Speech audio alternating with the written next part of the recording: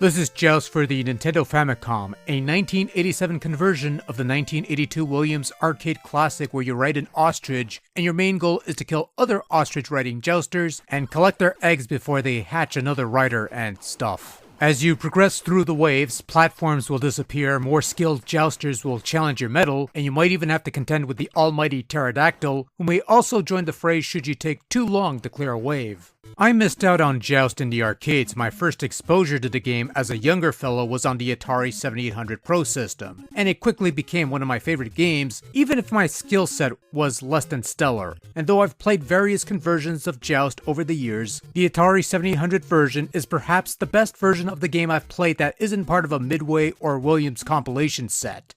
Joust is one of those games that I thought I could enjoy on any platform, whether it be on the Game Boy Color or even the downgraded Atari 2600 version of Joust. But then I popped in a copy of Joust for the Nintendo Entertainment System and started playing it, and I was rather underwhelmed. They redid the graphics and added more detail in an attempt to make it look nicer, but it doesn't quite work. The game physics and some of the rules of Joust don't quite work here. For example, you see this spawning enemy appearing where I'm at? That's not actually supposed to happen. Even the red piranha plants in the lost levels weren't this dickish.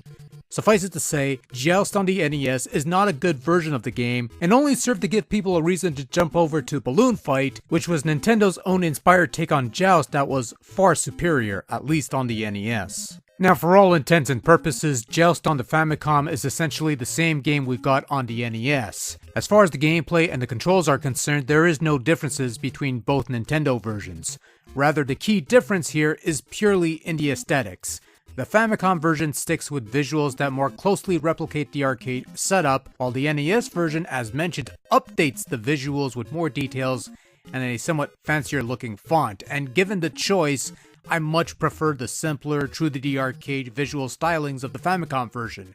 It looks fine, it looks clean. The NES version redrew all the platforms so that everything looks like poop. So really, that's 1 point up for the Famicom version of Joust. Unfortunately, this is the only real positive to be had with Joust on the Famicom, because the rest of the game, much like the localized version, doesn't quite hold up. But let's also get sound out of the way too. What you have here sound-wise is a fair approximation of the original arcade sounds, and they sound alright for the most part. They're not quite irritating, they're not quite accurate, but they're okay. Sound is one area of Joust on the 8-bit Nintendo that I have no real quibbles with. Why, there's even a little tune that plays on the title screen. The same tune that happens to play on the Nintendo versions of Millipede and Defender 2, Jesus Christ. Joust on the Famicom is a flawed conversion. While the broad strokes of gameplay have been retained and theoretically plays the way Joust should play for the most part, there are some aspects that keep this from being an ideal take on the classic arcade game. Some of these are minor bits such as the aforementioned teleport beam-in, the omission of survival waves where you get bonus points for surviving a wave without dying, the lack of eggs in egg waves. Even the Atari 7800 version had more eggs than the Famicom, and the less than inspired sliding door fading of platforms in later waves.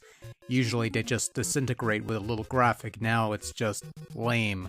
But honestly, the sore spot with Joust on the Famicom and later the NES is the controls. To a certain extent, let's toss physics in there because they go hand in hand. Now you have two flap buttons, one of which you hold down for auto flapping, which is useful for an instance or two, but you'll just want to stick with button mashing the flap button at regular intervals and as needed. Now controlling your jouster is fine, controls here are responsive, with little to no delay in button presses. However, when it comes to the way your character moves around, it feels off.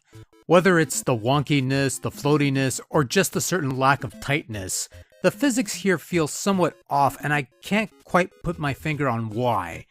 But Joust in other formats has a certain tightness and a certain weight to its controls and physics that despite the floaty nature of your jouster, you had a degree of control that you could adapt to and eventually learn to master in order to score big. Something about the NES controls feels hindered and not quite there, whereas control on something like Atari 7800 or hell, even the inferior Atari 2600 port had controls that feels right.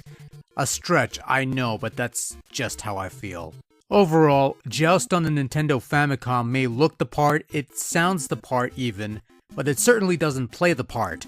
When it comes to old school conversions of Joust, the Nintendo version is perhaps the weakest of the bunch, and I would suggest venturing to the other platforms of the time to get a semi-decent version of Joust, or maybe just go with the arcade emulated versions that you could find on the Midway Arcade Origins or Midway Arcade Treasures compilations or whatever the case may be. And if you want to stick with Nintendo and want a Joust-like game that's worth playing on the NES, there's already a perfectly good one available on the platform. You might have heard of it even. It's a little game called Balloon Fight, and it works just as well, if not better, than what you have with Joust on the Nintendo Famicom.